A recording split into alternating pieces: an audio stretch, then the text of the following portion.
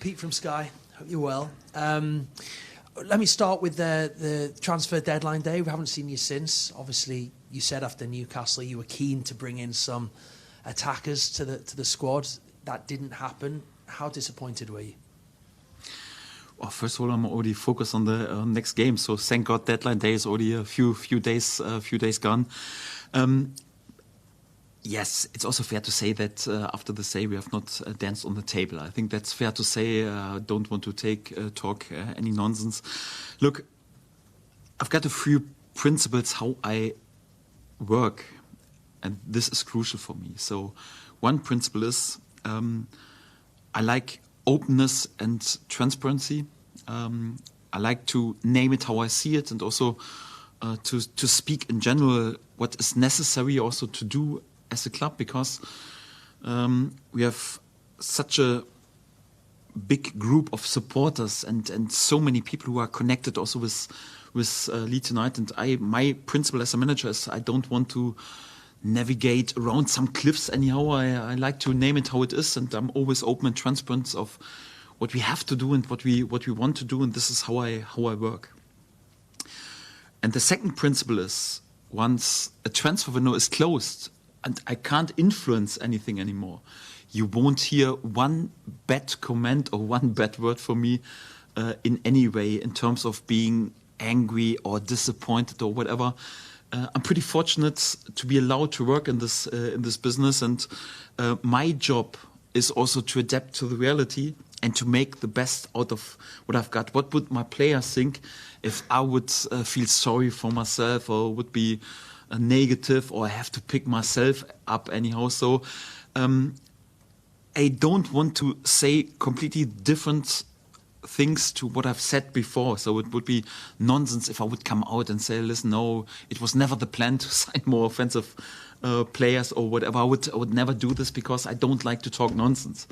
But once the situation is done, I adapt to the reality, and you won't hear one bad words right now.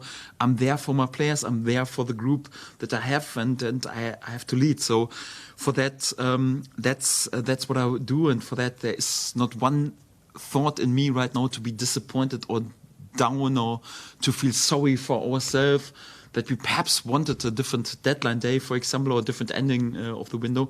We are just right now focused on what we have to do, and what we have to do is to win as many points as possible. We are already on 4 points. We have 2 clean sheets, a first win under our belt.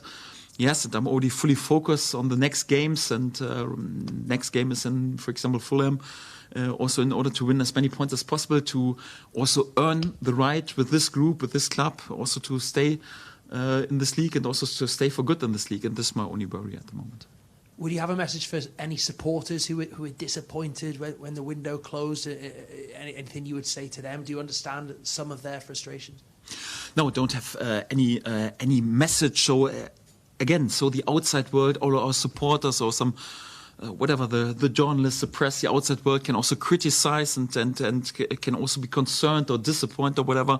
Everything's allowed. It's football. It's emotions. But my job is to adapt to reality. I'm not paid that whatever Leeds United make my life easy. I'm paid in order to make the most out of what we've got. And I understand also. I'm not stupid. I can read the comments. I can read also the worry that, yeah, for example, in the winger position we have Daniel James and Willie Gnonto and Jack Harrison and Brendan Aronson. Yes, and I see the comments that, it was not good enough 3 years ago and we were relegated. How should it work right now? I told my players also, like, then take this as extra motivation and also as fight. So we have to stick together even more, and you show the outside world that you have to develop as a player individually, that we are better players right now than perhaps 3 years ago or nearly 3 years ago. And also I am concentrated as a manager right now to make my players better. To improve them in order then during this season to make sure that we are successful and finish better than we did more or less 3 years ago. And for me, to be honest, I'm not looking back anyhow, so I don't want to give any messages out. But one thing is for sure. So it was so tough when I walked in 2 years, 2.5 years nearly right now ago. after relegation. And if I'm honest, the club was in a real mess anyhow, and was so difficult, financial pressure, contractual situations, players leaving anyhow. It was so difficult to steady the ship and to create new values and new style of play.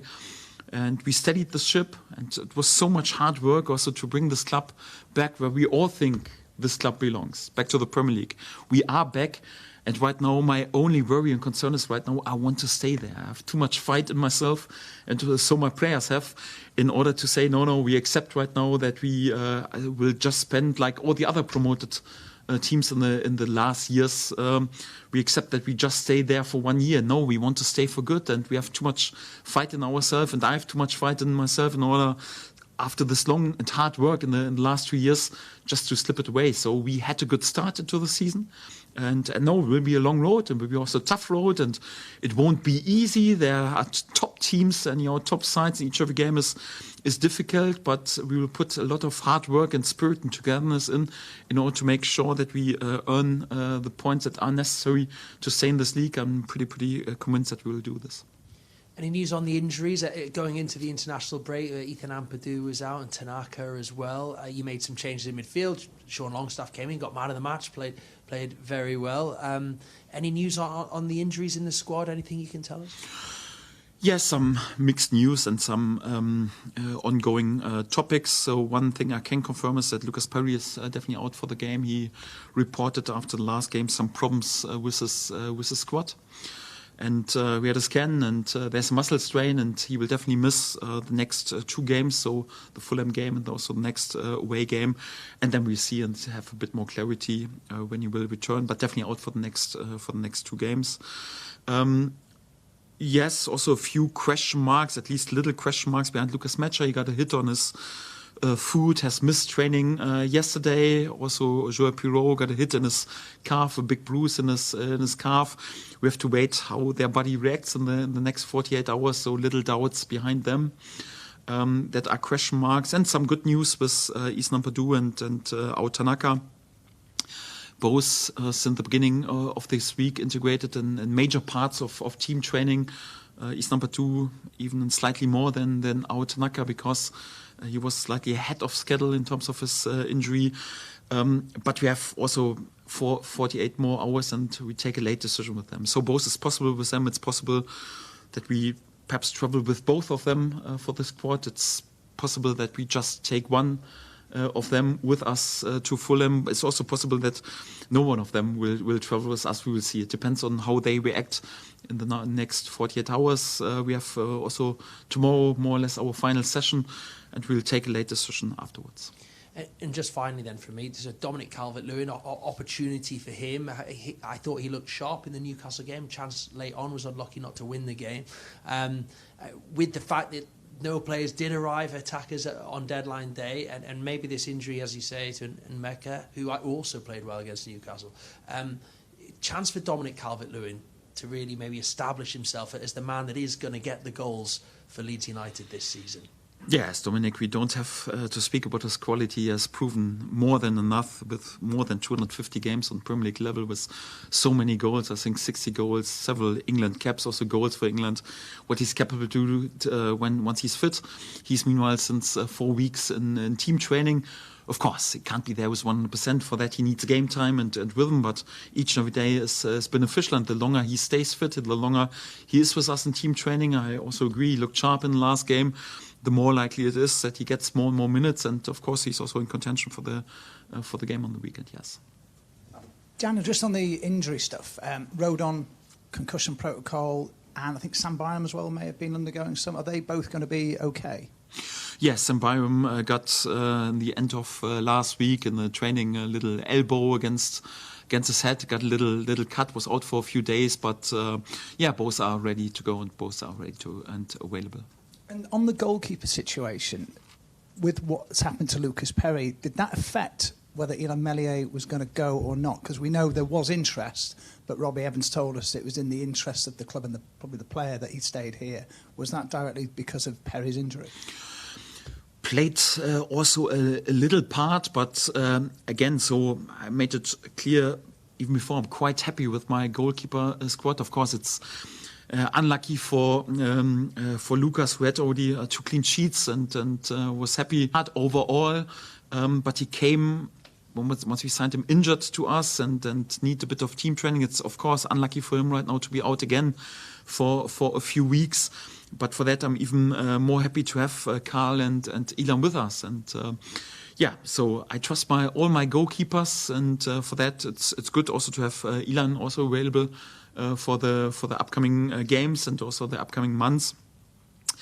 And Ilan's quality is never was and is never in doubt. And also how he reacted to a situation that was also not easy for him, because a young player with his potential and his CV has so many games on Premier League level, on Championship level for a really still young age, especially for a goalkeeper. Of course, it was tough right now that there was a change in the number 1 position anyhow, and we brought a new goalkeeper in, and then he had to accept he lost also his tricot shirt number anyhow. Was tough times, but I have to give many praise to Ilan and many compliments, because how he picked himself up and also reacted in training and absolutely professional, works very hard to reach his best level again. Also his behaviors within the group is top class, and this is also a sign for me of a top quality character. Because when the sun is shining, everyone can be in a good mood and be there with a smile on your face. But when you have perhaps individually a bit difficult time, not as a club, we are promoted with 100 points and won the league, had a good start to the season. But individually, of course, the last weeks and months were not easy for him. But how his behavior and also how his professionalism was in training, I was pretty pleased for this, and for that. Sometimes also life can change pretty quickly, and I'm pretty happy that Ilan is on it and trains in order to bring himself into his best possible condition. And he's a young goalkeeper full of talent and full of value, and we are all happy that we have him with us. Daniel, you got 10 players and you were very open about not getting the 11th or the 12th. So how do you solve that issue that remains, and can Willy Gnonto be a part of it?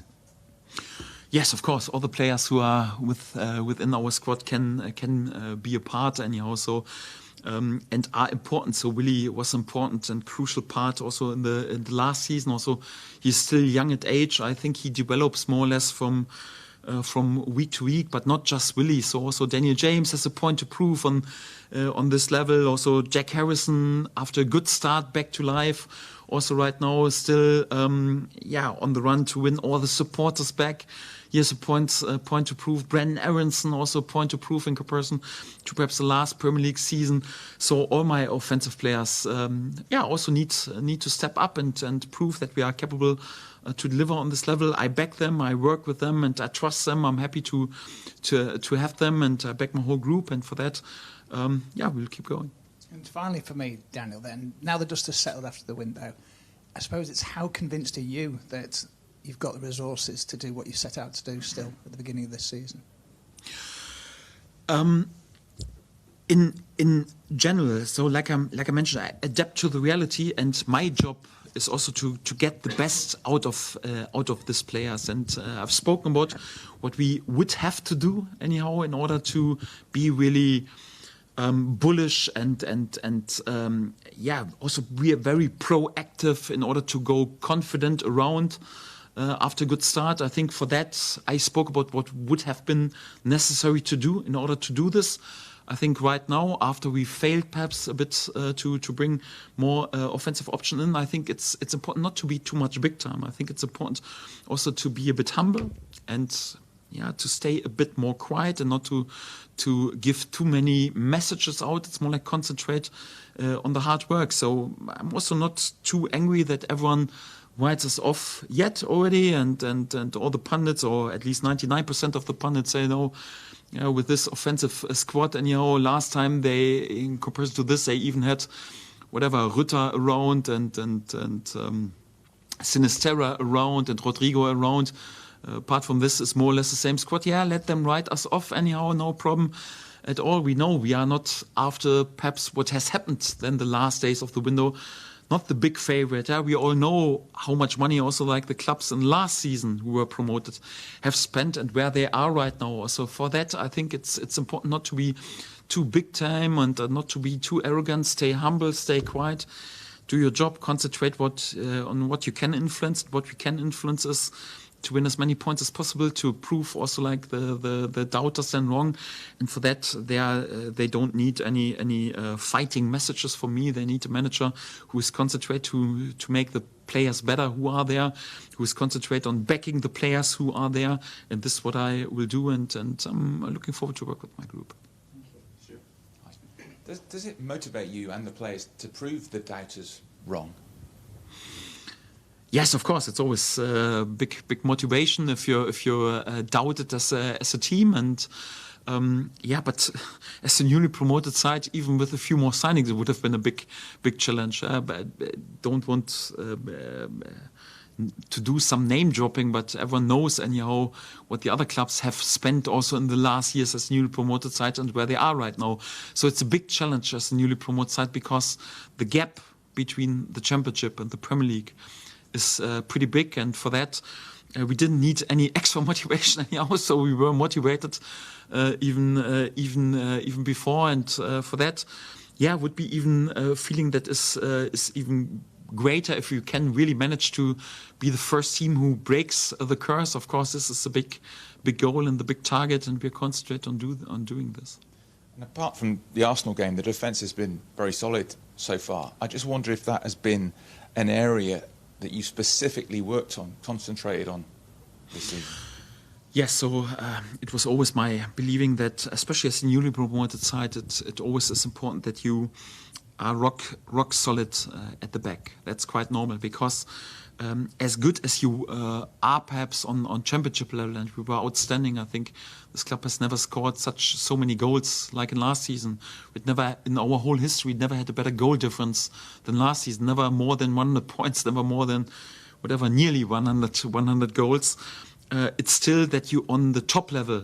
It's not like you can't dominate the games and you don't find it that easy to create chances. So for that, you have to start by being rock solid. And of course, the result was not what we wished at Arsenal, but it was also, we just had allowed there 5 shots on targets. And for example, also just 2 corners against us. So overall, also there, our approach was not too bad. It was just unlucky that Arsenal had one of the most effective days anyway. And this is what you have to accept then sometimes as a newly promoted side. But a rock solid basement and a rock solid defending, and to be difficult to create chances again is always the first step that you have to make as a newly promoted side.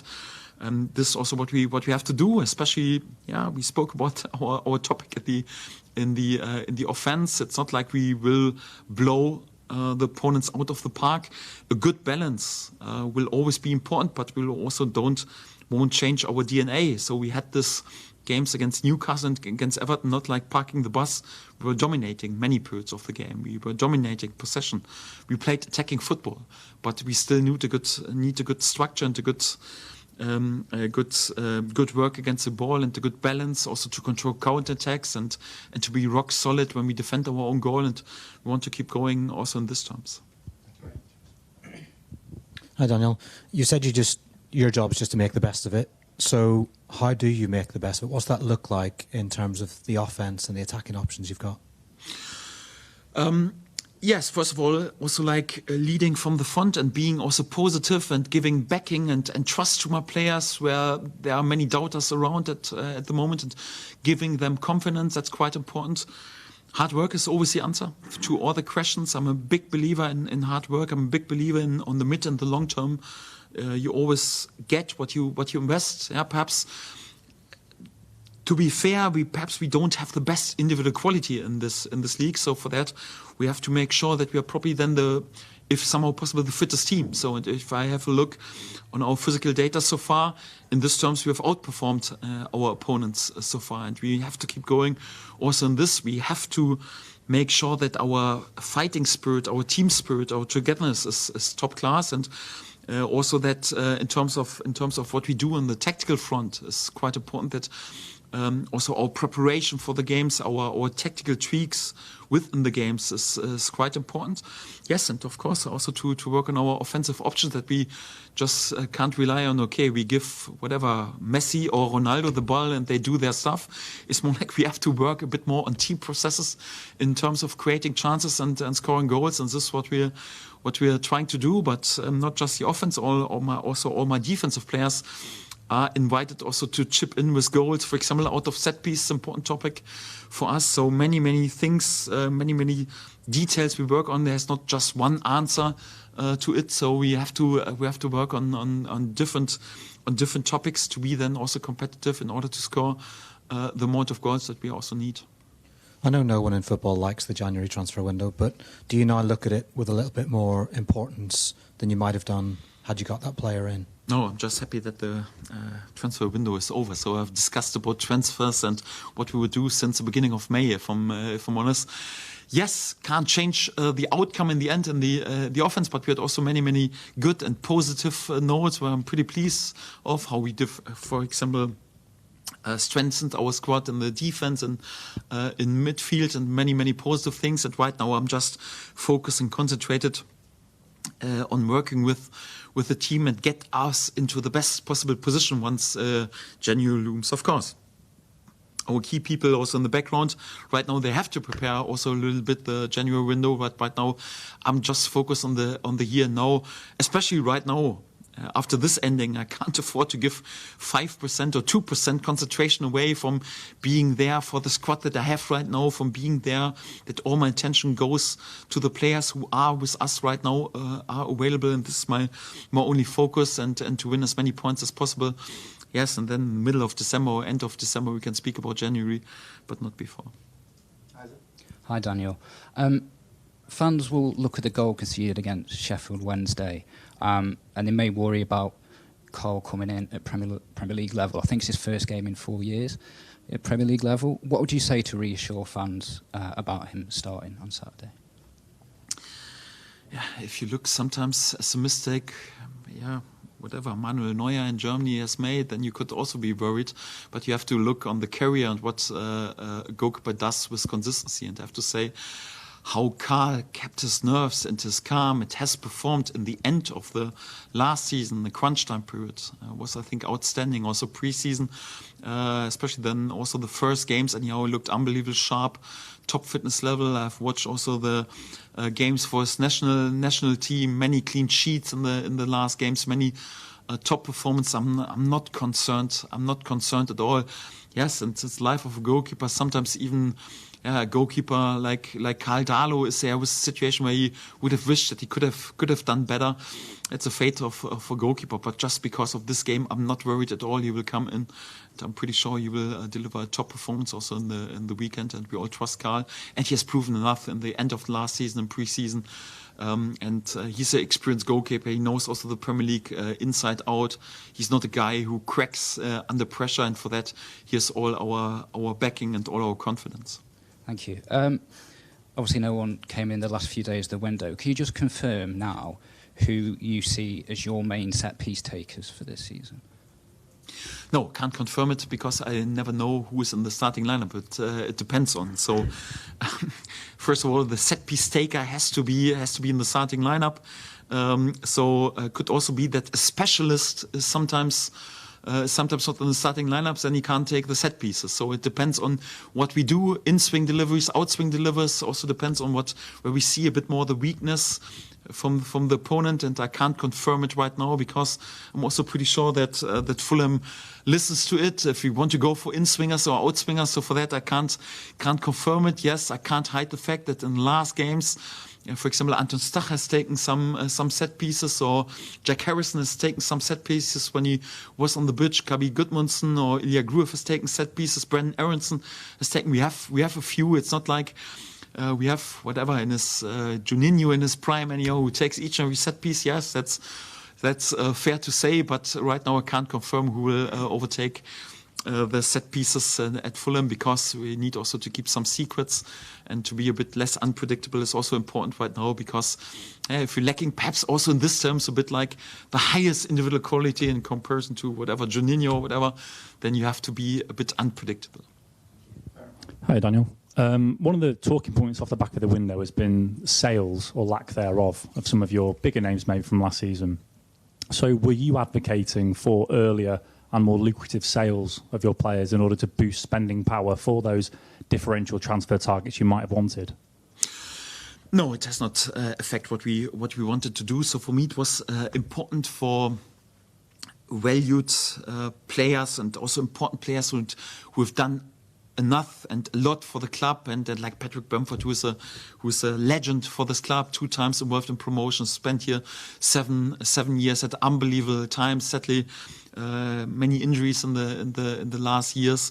To be then open and transparent, and not to wait till some other signings are there. So to make it clear, really open and honest and transparent on the first day, more or less, of when preseason start, that you wouldn't be then in our plans for the upcoming season. And for that, we made this calls early. And it was a different setup. For example, with Matteo Joseph, who was in our plans, but also opted that he wanted to have a move anyhow. And in the end, also, with Laji Ramazani, who was with us, I spoke, I think, in one of my last press conferences, of how much I rate him also as a person. But it's also a fact that even on championship level, it's more like he was struggling to get more game time, because we decided then to play with Willy Gnonto, with Daniel James, with Manu Solomon, who was with us. And right now, also it was his big wish, more or less, because he struggled on championship level to get game time. Right now, it's also probably on Premier League level, it's even more difficult to get game time. That he wanted to have this move to La Liga, and for that, if then a player wants to have the move, or in Matteo's case, it's not desperate to be here and desperate to work on this big project to stay in this league, then it's not like I'm begging a player to stay here. Then it's more like I leave it with my key people to get the best possible deal for us, and also don't comment which is the best possible deal or how best possible deal looks like, and I leave it with them to do this, and that's it. So hasn't affected my planning of the squad at all. Yes, and for example, when we have a player like Laji, for example, like I mentioned, my last press conference, he's an unbelievable guy, and has, till the last day that he was here, was an unbelievable teammate, and fingers are crossed for him that he has an outstanding season on La Liga level. He scores many goals and has many assists, finds also his confidence and has risen back. I think it's important especially for a creative player like him, once he had a year when you found difficult due to the competition and don't play regularly, that you have then right now lots of game time, and then hopefully he has a fantastic season, and then he comes back, and we are there with open arms to have him back. So it hasn't affected our planning for the Premier League squad that much, no. So was continuity important to you in terms of retaining the key players from last season, backing them to make the step up into the Premier League? You spoke to Robbie and Adam and said, I want to keep our key players from last season and not sell them and look to improve with new recruits. Yes, of course, but to be honest, this shouldn't be a topic at all, because as a newly promoted side, it's so difficult anyway. Normally you have to strengthen your squad. If you then lose your best players as well, then you're really hopeless. So for that, it was not negotiable that one of our key players would really go for big transfer sum, because we need to keep them. It was the other intention, and for me, yes, it was also clear that everyone was on the same page. No, we wanted to keep our best players who are building the core bones of the squad. And also, like I mentioned before, so we are Leeds United. We all wanted to have the best possible squad available. This is why everyone in this building was so highly motivated also to bring top players in. And we've strengthened a lot in midfield and in defensive areas. So we were more concentrated on improving our squad and not discussing if we would even weaken our squad with giving key players away. Thank you. We're going to move on to the embargo section now. If we can turn all cameras off and no more filming, please.